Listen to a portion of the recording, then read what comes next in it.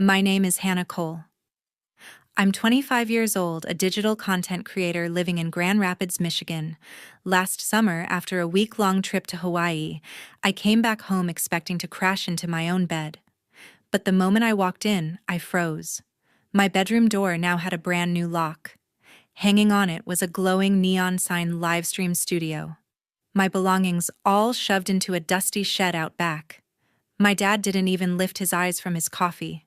He just pointed toward the shed and said, "Stay there, or get out of this house." I stood there, heart pounding, staring at the life I thought was mine, completely gone. So I packed my bags and left. 1 year later, my phone lit up 60 missed calls from my mom and a short text message. "Where are you? What happened during that time? Why were they calling me? Stay and I'll tell you everything." 2 weeks before everything fell apart, I was riding high. My latest project as a digital content creator had just wrapped, and I'd landed a contract worth $30,000. For the first time in a while, I felt like I could breathe, maybe even treat myself and my parents to something special. I'd always dreamed of taking them to Hawaii, just the three of us, to make up for the years I'd been too busy to spend time with them. So one evening, I sat them down at our dining table in Grand Rapids, Michigan, and laid out the plan. "I'm booking a trip to Hawaii," I said, smiling at my mom and dad. "Just us, flights, hotel, everything covered." "What do you say?" My mom, Brenda, lit up, her eyes wide with excitement. My dad, Robert, nodded, a rare grin breaking through his usual stern face. It felt good, like we were finally connecting again. But then Mom's smile faltered and she glanced at Dad. "It'd be great if your brother could join us," she said, her voice soft but firm. My stomach twisted. My brother Shane was 28, a streamer who spent his days yelling into a mic for thousands of followers. He wasn't exactly struggling, but he was always borrowing money, $8,000 of it still unpaid from me. His wife Denise wasn't any better, always pushing him to chase bigger sponsorships while racking up credit card bills. I took a deep breath, trying to keep my voice steady. "Mom, I'm only covering you and Dad. Shane can pay his own way." The room went quiet. Dad's grin vanished and he leaned forward, elbows on the table. "That's unfair," he said, his tone sharp. "Your brother's working hard to build his career. You've got the money, Hannah. Why can't you help him out?" I stared at him, my chest tightening. Help him out. I'd been helping for years, covering their internet bills, pitching in for groceries, even paying for Shane's new streaming gear when he swore he'd pay me back. "Dad, he owes me $8,000, I said, my voice rising. "I'm not a bank." Mom jumped in, her hands fidgeting. "Hannah, family supports each other. Shane's trying to make it big. You know how tough it is out there." I couldn't believe it. They were acting like I was the selfish one, like my hard-earned money was just a family piggy bank for Shane's dreams. Denise, who'd been sitting silently, finally spoke up. "You're doing well, Hannah," she said, her tone sugary but pointed. "A trip for all of us would be a nice gesture." A gesture. I clenched my fists under the table. Shane just sat there, scrolling on his phone, not even bothering to look up. That's when it hit me, my parents weren't just asking me to pay for him. They expected it, like it was my job to prop up Shane's life while they cheered him on. "Shane's 28, I said, looking straight at him. "If he wants to go, he can figure it out himself." Shane finally glanced up, smirking. "Chill, Hannah. It's just a trip. Don't make it a big deal." A big deal, I wanted to scream. Instead, I pushed my chair back and stood. "It is a big deal when I'm the only one paying for everything," I snapped. Dad slammed his hand on the table, making the glasses rattle. "Enough," he said. "If you're going to be stingy, maybe you shouldn't be planning family trips at all." Stingy. The word cut deep, like a knife twisting in my gut. I looked at Mom, hoping she'd say something, anything to back me up. But she just stared at her hands, silent. That night, I booked the Hawaii trip for me and my two best friends, Corey Blake and Vance Ross. My parents could come if they paid for themselves, but Shane and Denise? No way. As I clicked confirm on the tickets, I felt a mix of relief and anger. I thought that was the worst of it. But when I got back from that trip, I found out just how far my family was willing to go to put Shane first. I stepped off the plane from Hawaii exhausted, but ready to collapse in my own bed. The cab dropped me at our house in Grand Rapids, Michigan, and I dragged my suitcase up the driveway. Something felt off. Right away, Shane's beat-up sedan was parked next to Denise's shiny SUV, taking up space where my car usually sat. I shrugged it off, figuring they were just visiting. But as I pushed open the front door, my stomach sank. The living room was quiet, no sign of my mom or dad. I headed down the hall to my bedroom, ready to drop my bags and crash. But when I reached my door, I froze. A shiny new lock gleamed where my old knob used to be. Above it, a tacky neon sign blinked Shane's Livestream studio in bright blue. My heart started pounding. I tried the handle locked tight. My room, my space, was gone. I stormed to the backyard where the shed sat under a sagging tarp. Inside, my stuff was piled in a corner, books, clothes, my old laptop all tossed together like trash. My favorite jacket was crumpled under a box of Shane's old streaming cables. My hands shook as I stood there staring at the mess. This wasn't just about a room. It was like my entire life had been shoved aside to make space for Shane's ego. I marched back inside, finding Denise in the kitchen sipping coffee like nothing was wrong. "Denise, what's going on?" I asked, my voice sharp. She looked up, barely surprised, and set her mug down. "Oh, Hannah, you're back," she said, her tone too casual. "Shane needed a professional setup for his streams. You know how important his career is. Your room was the only space big enough." I blinked, trying to process her words. "My room," I said, my voice rising. "You moved my stuff to the shed without asking me." Denise shrugged like it was no big deal. "We figured you wouldn't mind. You're barely here anyway with all your work trips." Barely here. I'd been living in that house my whole life, paying bills, keeping things together while Shane chased his livestream fame. "Where's Shane?" I demanded. Denise pointed toward the hall. I stormed back to his room and banged on the door. No answer. I could hear the faint hum of his streaming setup inside, microphones, lights, the works. He'd turned my space into his personal stage, and no one thought to tell me. I went looking for my mom, hoping she'd explain this insanity. I found her in the laundry room, folding towels like it was just another day. "Mom, why is my room Shane's studio now?" I asked, barely holding it together. She paused, avoiding my eyes. "Hannah, Shane's career is taking off," she said softly. "He needed a proper space to keep up with his sponsors. We thought you'd understand." Understand. My head was spinning. They'd taken my room, my privacy, and dumped my stuff in a shed, all for Shane's so-called career. I tried one last time. "You didn't even ask me," I said, my voice cracking. Mom just sighed like I was overreacting. "It's just a room, Hannah. Family makes sacrifices." Sacrifices I'd been sacrificing for years, money, time, energy, while Shane coasted on their support. Denise walked in, catching the end of our conversation. "Shane's got a big deal coming up," she said, crossing her arms. "This setup could make or break him." "You're doing fine, Hannah. Why make a fuss?" I stood in the kitchen, my pulse racing, determined to get answers. The sting of seeing my room turned into Shane's livestream studio was bad enough, but the way Denise brushed it off like I was overreacting pushed me over the edge. I needed to know why my family thought this was okay. I found my dad, Robert, in the living room, flipping through a newspaper like nothing had happened. "Dad, we need to talk," I said, my voice steady despite the anger bubbling inside. He lowered the paper, his eyes narrowing. "What's this about, Hannah?" he asked, as if he didn't already know. I took a deep breath, trying to keep my cool. "Why is my room Shane's studio? Why are my things in the shed?" My words hung in the air, sharp and direct. Before Dad could answer my mom, Brenda walked in, her face tense. "Hannah, calm down," she said, her voice soft but patronizing. "Calm down." My entire life had been uprooted, and she wanted me to stay quiet. I ignored her and turned back to Dad. "You didn't even ask me," I said, my fists clenching. You just decided my room belongs to Shane now. Dad leaned back in his chair, crossing his arms. Your brother's career is important, he said, his tone cold. He's got sponsors counting on him.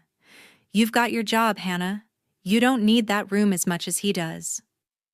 I couldn't believe what I was hearing.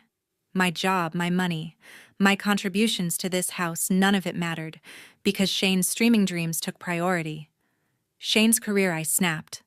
I've been paying bills here for years. What about me? Mom stepped closer, her hands raised like she was trying to mediate.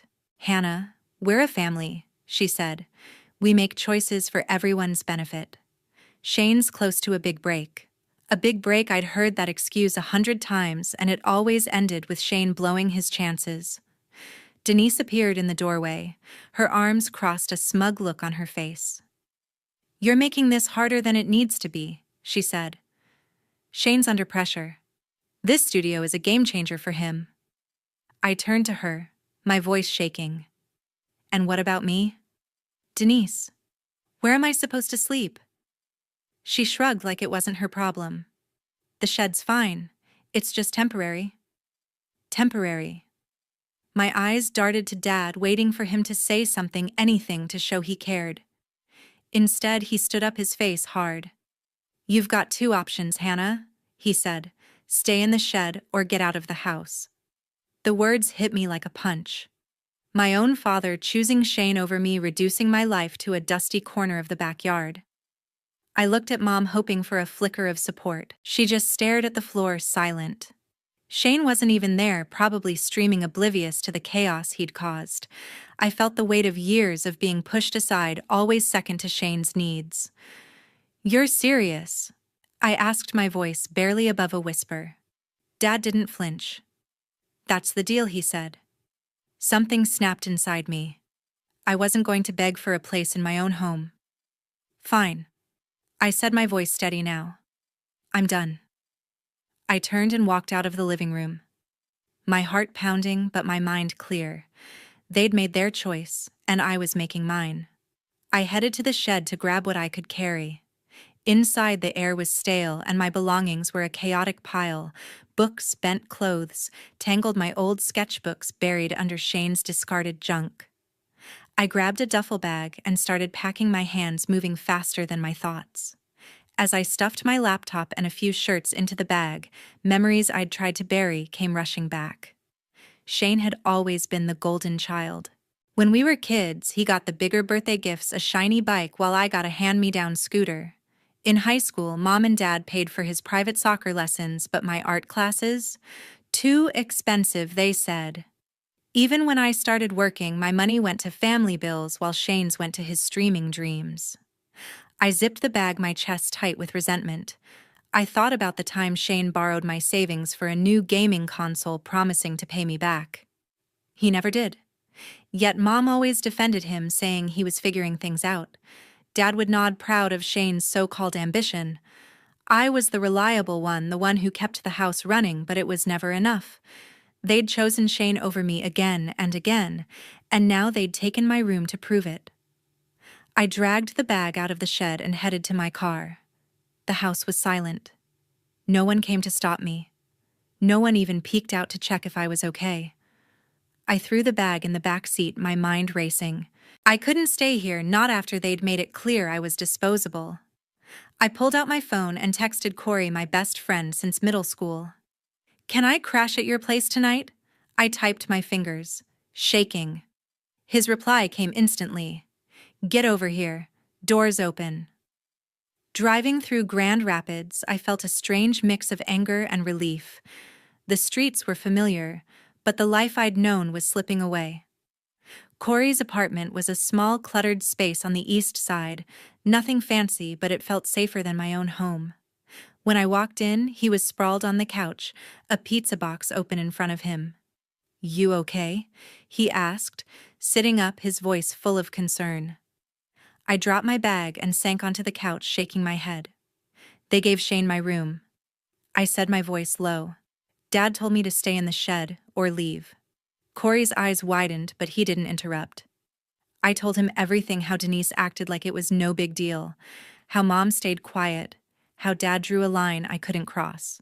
Talking it out made it real, and the betrayal cut deeper than I expected. Corey leaned forward, his face serious. "That's messed up, Hannah," he said. "You don't deserve that." His words were simple, but they hit hard. For the first time that day, I felt seen. I didn't have to explain why I was hurt or justify my anger. Corey got it. He offered me his spare room, just a tiny space with an air mattress, but it was more than my family had given me. As I lay on that air mattress that night, staring at the ceiling, I realized something. Leaving wasn't just about escaping the shed or Shane's studio. It was about breaking free from years of being overlooked, of carrying a family that didn't value me. I wasn't running away. I was choosing myself. For once, I'd put my needs first, no matter how much it hurt. The next morning, I woke up on the air mattress in Corey's apartment, the weight of yesterday still pressing down on me. Staying at Corey's place gave me a chance to catch my breath, but I knew it was only temporary. I needed my own space, my own future. Corey was a lifeline from the start. Over breakfast, leftover pizza, and coffee, he didn't push me to talk about the fight with my family. Instead, he jumped straight to action. "You need a place," he said, pulling out his laptop. "Let's find you something solid." I nodded, grateful for his no-nonsense approach. That same morning, he called Vance, my other best friend, who knew the Grand Rapids rental market better than anyone. By noon, the three of us were scrolling through listings, narrowing down options that fit my budget. We found a one-bedroom apartment downtown, a cozy spot with big windows and a rent of $1,200 a month. It wasn't fancy, but it was mine. Vance drove me to the leasing office the next day, cracking jokes to keep my spirits up. "This place is better than a shed," he said, grinning as we signed the lease. I laughed for the first time in days, feeling a spark of hope. Moving in took a weekend. Corey hauled boxes, Vance set up my Wi-Fi, and I unpacked the few things I'd salvaged from the shed. Every step felt like reclaiming a piece of myself. With a place to call my own, I threw myself into work. As a digital content creator, I'd always juggled projects, but living with my family had been a constant distraction. Shane's late-night streams, Mom's endless excuses for him, Dad's demands for my help with bills. Now in my quiet apartment, I could focus. I pitched new ideas to clients, collaborated with brands I'd only dreamed of working with before, and started a side project, a video series about chasing your own path. The freedom was intoxicating. Within a month, my income doubled. One client offered a long-term contract worth $50,000, enough to cover rent and save for the future. I wasn't just surviving, I was thriving. Corey and Vance were my biggest cheerleaders, dropping by with takeout to celebrate every milestone. "You're killing it," Corey said one night, raising a glass of cheap wine. Vance chimed in, "Told you you didn't need that house." Their support reminded me what real family looked like, people who lifted you up, not pushed you aside. I built a routine that worked. Mornings were for editing videos, afternoons for client calls, and evenings for brainstorming new content. I joined a local co-working space, connecting with other creators who shared tips and ideas. My videos started gaining traction, with thousands of views pouring in. Fans left comments about how my story inspired them to take risks. It felt good to know my work mattered, that I was building something real without my family's shadow hanging over me. There were moments when doubt crept in. Late at night, I'd wonder if I'd been too harsh, if I should have stayed and fought for my place. But then I'd remember the shed, the way my dad dismissed me, how Shane never even apologized. I'd made the right choice. My phone stayed quiet, no calls or texts from Mom, Dad, Shane, or Denise. That silence was both painful and liberating. It confirmed they didn't care enough to reach out, but it also meant I was free to move forward. By the end of that first month, I'd saved enough to buy new furniture, a desk, a proper bed, things that made my apartment feel like home. I wasn't rich, but I was stable, and that was more than I'd ever had living with my family. Corey and Vance kept me grounded, always ready with a laugh or a reality check when I needed it. They didn't just help me find a place, they helped me find myself. My new life was just beginning. Nearly a year after moving out, my phone lit up with a notification that stopped me cold. It was a text from Denise, the first contact from anyone in my family since I'd left. "Hannah, we need to talk. It's urgent," it read. My stomach churned, but I ignored it, focusing on a client pitch I was prepping. Then another text came, and another. By the end of the day, my phone showed 60 missed calls from my mom, Brenda, and a voicemail that sounded desperate. Something big had happened. I called Corey, who'd been my rock through everything. "You won't believe this," I said, explaining the messages. He suggested meeting at a coffee shop to figure it out. When I arrived, Vance was there too, ready to weigh in. I played the voicemail on speaker. Mom's voice was shaky, almost unrecognizable. "Hannah, please call me back. We're in trouble. Shane needs you. Shane needs you." Those words hit like a slap. After everything, they were reaching out because of Shane again. I called Mom back, bracing myself. She answered on the first ring, her voice frantic. "Hannah, thank God," she said. "Shane's in deep trouble. He lost his big sponsorship deal." I stayed silent, waiting for the rest. She went on, explaining how Shane had been gambling online, blowing thousands of dollars he didn't have. His sponsors caught wind of it, dropped him, and now he owed a debt so massive it was crushing the family. "We had to sell the house," she said, her voice breaking. I gripped the phone, my mind racing. The house, my childhood home, the one I'd poured my money into, was gone because of Shane's recklessness. I felt a pang of loss, but no surprise. This was who Shane was chasing, quick wins, never thinking about the fallout. "What do you want from me?" I asked, my tone flat. Mom hesitated, then said, "We need your help, Hannah. Money may be a place to stay." I almost laughed. After they'd kicked me out, taken my room, and ignored me for a year, they thought I'd bail them out before I could respond. Denise's voice came through the line she'd been listening on speaker. "Hannah, please," she said, her usual smugness gone. "Shane's a mess. We're family. You're doing so well now. Can't you help us?" Her words burned. Family. They hadn't treated me like family when they gave Shane my room, or when Dad told me to live in the shed. Now, with their world falling apart, they saw me as their safety net. I took a deep breath, steadying myself. "Denise, you don't get to call me family now," I said, my voice firm. "You made your choices. Shane made his. I'm not cleaning up this mess." There was a long pause. Mom started to speak, her voice trembling, but I cut her off. "I've been supporting this family for years. I'm done." I hung up my hands, shaking, but my resolve solid. They didn't get to rewrite the past just because they were desperate. Corey and Vance sat across from me, their faces a mix of shock and pride. "You did the right thing," Vance said, leaning back in his chair. Corey nodded. "They can't expect you to fix their problems after what they did." Their support grounded me, reminding me I wasn't alone. I'd built a new life with people who valued me, not just what I could give them. Later that week, I heard through a mutual friend that Shane's gambling debts were in the tens of thousands. My parents had sold the house to cover part of it, but they were still drowning. Shane hadn't streamed in months, his career in tatters. Denise was scrambling to find work, but her reputation was tied to Shane's failure. I felt a flicker of pity, but it faded fast. They'd built this disaster, not me. I'd chosen my own path, and looking back, it was the hardest but best decision I ever made. Leaving my family's house in Grand Rapids wasn't just about escaping Shane's chaos or my parents' betrayal. It was about discovering what I was capable of. I learned that independence isn't just paying your own bills. It's trusting yourself to build a life that reflects who you are, not who others expect you to be. Corey and Vance taught me the true meaning of support. When I was at my lowest, they didn't just offer a couch or a ride, they believed in me. They showed up with practical help, like finding my apartment, and emotional strength, like reminding me I deserved better.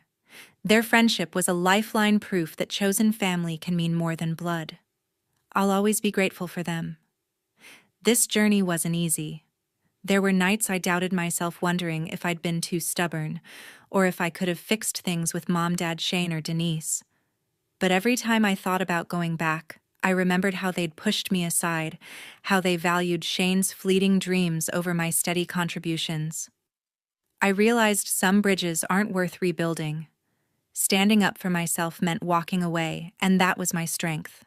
Now my life is my own. My work as a content creator is thriving. My apartment feels like home, and I'm surrounded by people who lift me up. I've learned to prioritize my peace, to invest in relationships that are mutual, not one-sided. If you're facing a similar struggle, know this: you're stronger than you think. You don't have to stay in a place that diminishes you. I'd love to hear your thoughts. Have you ever had to choose yourself over family? Drop a comment below and share your story. Let's talk about what it means to find your own path.